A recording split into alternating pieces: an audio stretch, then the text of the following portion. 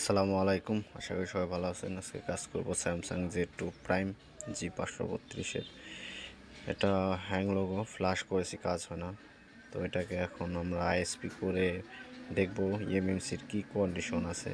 তো এটাকে আইএসপি করে সম্ভবত একবার কাজ করেছে, পার্টিশন যদি করে থাকে তো আর দ্বিতীয়বার পার্টিশন হবে না।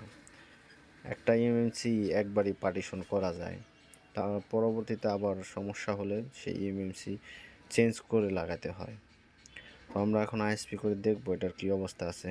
প্রত্যেকটা লাইন সুন্দর করে লাগিয়ে নেব আমরা, যেন একটার সাথে আর একটা এক লেগে না যায়। লাইনগুলো খুব সুন্দর করে লাগাতে হবে। তারপরে আমরা ইউএফআই বক্সে লাগিয়ে চেক করব আইসিটার কী অবস্থায় আছে।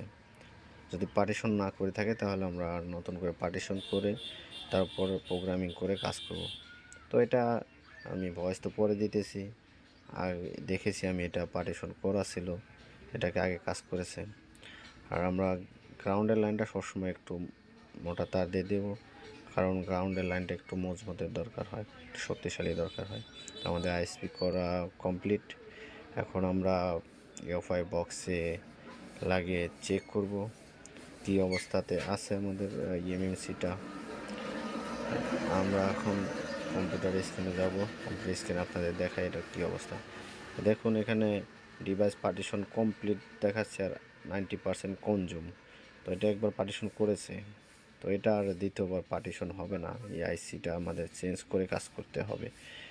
তো পরবর্তী ভিডিওতে দেখাবো এটার আইসি চেঞ্জ করে কীভাবে কাজ করতে হয়।